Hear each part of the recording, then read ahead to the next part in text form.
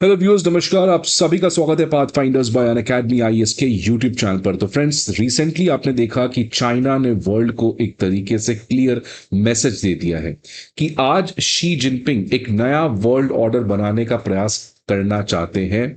और उस नए वर्ल्ड ऑर्डर को प्रयास करने के लिए Xi Jinping also has the military power, because जिस तरीके का विक्ट्री परेड में चाइना ने मिलिट्री आर्सेनल्स को शो किया है, the world has come in to a shock. In fact Xi Jinping ने न्यूक्लियर वेपन लॉन्च किया है जिसकी रेंज 20,000 किलोमीटर है, जो दुनिया के किसी भी कोने में पहुंच सकती है। इसके अलावा laser weapon, torpedoes, water drones, तमाम तरीके के सोफिस्टिकेटेड न्यू मॉडर्न आर्किटेक्चर को शी जिनपिंग ने शोकेस करने का प्रयास किया है। भारत भी काफी तेज रेट से अपने डिफेंस को मॉडर्नाइज अपग्रेड करने का प्रयास कर रहा है अंडर द कॉन्टेक्स्ट ऑफ आत्मनिर्भर डिफेंस भारत। इसके अलावा भारत ने भी रिसेंटली, आपको पता है, प्राइम मिनिस्टर मोदी ने सुदर्शन चक्र का अनाउंसमेंट किया कि कैसे भारत को कंप्लीटली प्रोटेक्ट किया जाएगा।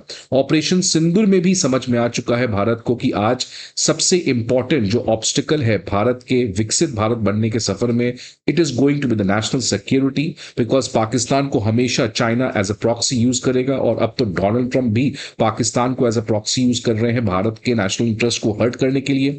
इस कॉन्टेक्स्ट में फ्रेंड्स, भारत को भी आने वाले समय में अपने डिफेंस को काफी तेज रेट से, अभी तक तो हम लोग कर ही रहे थे, लेकिन इसको अब और तेज रेट से मॉडर्नाइज करने का प्रयास करना पड़ेगा।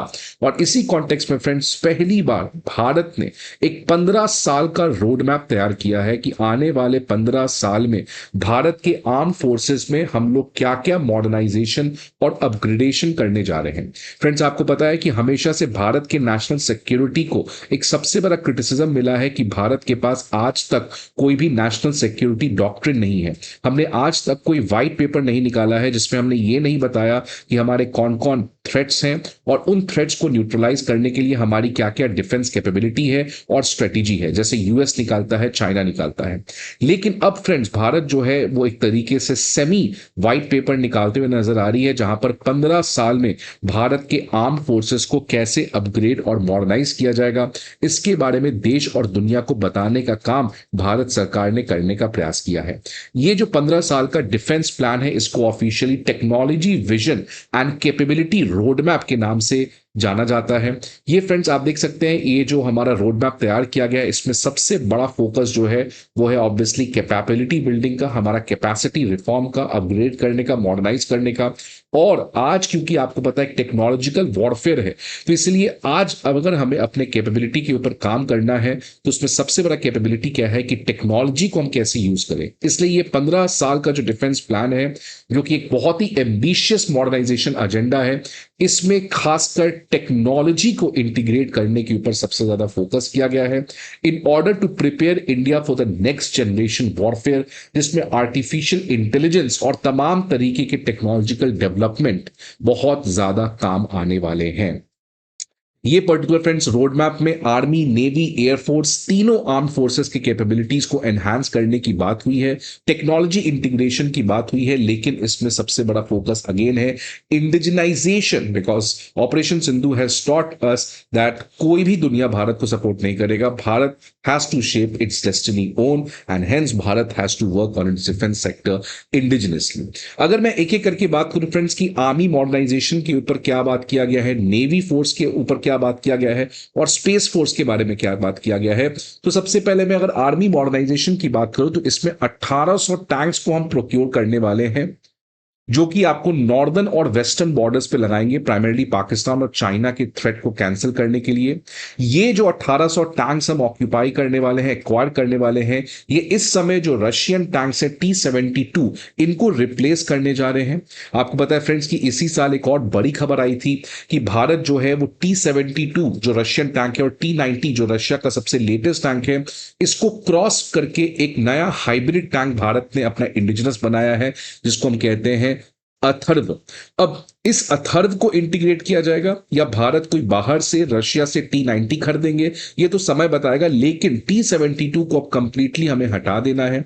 इसके अलावा 300 से 400 लाइट टैंक्स को भी प्रोक्योर किया जाएगा, जो वैरिड टेरेन्स और डोमेन्स में इनको ले जाया जा सके, जो इनहॉस्पिटेबल टेरेन्स हैं जहां पर एक हैवी टैंक ना जा पाए, वहां पर हम इन लाइट टैंक्स की तैनाती को कर सकें। इस 15 साल प्लान में friends 50,000 tank mountain anti tank guided missile है। ऑपरेशन सिंदूर में इसकी काफी ज्यादा इंपॉर्टेंस देखने को मिली थी। और साथ ही साथ रोबोट के थ्रू कैसे हम आईडीज को डिटेक्ट करके न्यूट्रलाइज कर सके, इसके लिए ऐसे 700 रोबोटिक सिस्टम्स को भी हम प्रोक्योर करने जा रहे हैं। इसके अलावा friends 6 lakh artillery rounds as well as multiple unmanned aerial systems को भी हम प्रोक्योर करने जा रहे हैं। तो देख सकते हैं फ्रेंड्स, टेक्नोलॉजी जो है वो सेंट्रल पिलर है इन तमाम रिफॉर्म प्रोसेस का। ये फ्रेंड्स देख सकते हैं प्लान जो है ये नेटवर्क और ऑटोमेटेड ग्राउंड कैपेबिलिटीज के ऊपर फोकस किया गया है कि कैसे हम प्रिसीजन स्ट्राइक कर सके और तुरंत अपने आप को मैन्यूवर कर सके कल को कोई भी ऐसा क्राइसिस आता है। और प्रिसीजन स्ट्राइक्स तो आपने देखा ही होगा फ्रेंड्स, ऑपरेशन सिंदूर में कितना इंपॉर्टेंस इसका फील हुआ था। अगर मैं बात करूं फ्रेंड्स मैरीटाइम में, तो मैरीटाइम में भी बहुत बड़ा ऐलान किया गया है कि नेवी जो है वो 15 साल के अंदर एक और एयरक्राफ्ट कैरियर को इंडक्ट करने जा रही है। इस समय आपको पता है 2022 में भारत ने अपना खुद का आईएनएस विक्रांत, जो भारत का पहला इंडिजिनस एयरक्राफ्ट कैरियर है, इसको तो एक्वायर कर ही लिया है। अब एक और एयरक्राफ्ट कैरियर को भी हम एक्वायर करने जा रहे हैं। इसके अलावा 10 next generation frigates, 7 advance corvettes and 4 landing dock platforms, इन तमाम चीजों को भी हम प्रोक्योर करने जा रहे हैं।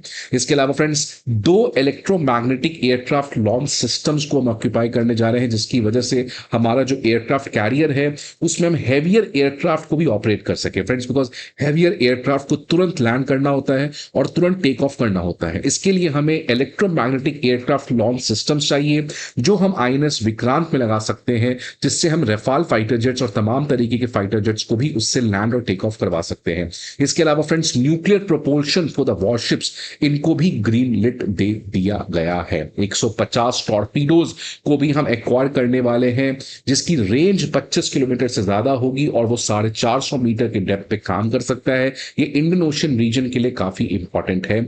साथ ही साथ सबमरीन्स को कैसे लिथियम आयन बैटरी से चलाया जाए, इसके ऊपर भी काफी ज्यादा काम किया जाएगा। अगर मैं फ्रेंड्स एयरफोर्स की बात करूं, स्टाइल्स की बात करूं, तो 75 high altitude pseudo satellites air force जो है वो प्रोक्योर करने वाला है। ये फ्रेंड्स जो सूडो सैटेलाइट्स है वो इस तरीके के, आपने इसका नाम सुना होगा इसको, हाई ऑल्टीट्यूड सूडो सैटेलाइट्स जो होते हैं बहुत ही खतरनाक होते हैं और एक तरीके से क्या क्या आसमान में चल रहा है, स्काई में क्या क्या चल रहा है, छोटे से छोटे गतिविधियों को भी ये ट्रैक कर सकते हैं, जिसकी वजह से ये इंटेलिजेंस के पर्पस के लिए गेम चेंजिंग टेक्नोलॉजी है।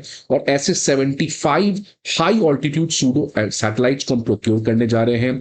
150 stealth bomber drones and hundreds of precision guided munitions, इनको भी हम प्रोक्योर करने जा रहे हैं।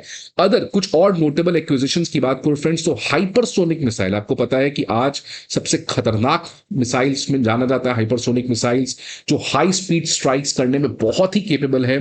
तो इंडियन आर्म फोर्सेस जो हैं वो कम से कम 500 हाइपरसोनिक मिसाइल्स को प्रोक्योर करने जा रहे हैं। और सबसे खास बात एक और है फ्रेंड्स, जो लेजर सिस्टम है, क्योंकि आज लेजर सिस्टम आपने देखा चाइना ने कैसे विक्ट्री परेड में एक बहुत ही खतरनाक लेजर वेपन का शोकेस किया, तो वैसे ही भारत भी अपना हाई पावर लेजर सिस्टम, और भारत आपको पता है फ्रेंड्स इसी साल लॉन्च भी कर चुका है, ये हमारा खुद इंडिजिनसली मेड लेजर वेपन है, इसको भी भारत के आर्म फोर्सेस काफी ज्यादा प्रोक्योर करने वाले हैं। तो फ्रेंड्स ये एक एम्बिशियस रिफॉर्म प्लान है, लेकिन अब इसका एग्जीक्यूशन क्या होगा उसमें सबसे बड़ी बाधा है, बिकॉज ब्यूरोक्रेटिक डीले आपको पता है सबसे बड़ी समस्या है। प्रोक्योरमेंट में करप्शन का चांसेस बहुत ज्यादा है। प्राइवेटाइजेशन को कैसे प्रमोट किया जाएगा इसके ऊपर भी अभी हम देखने को मिलेगा।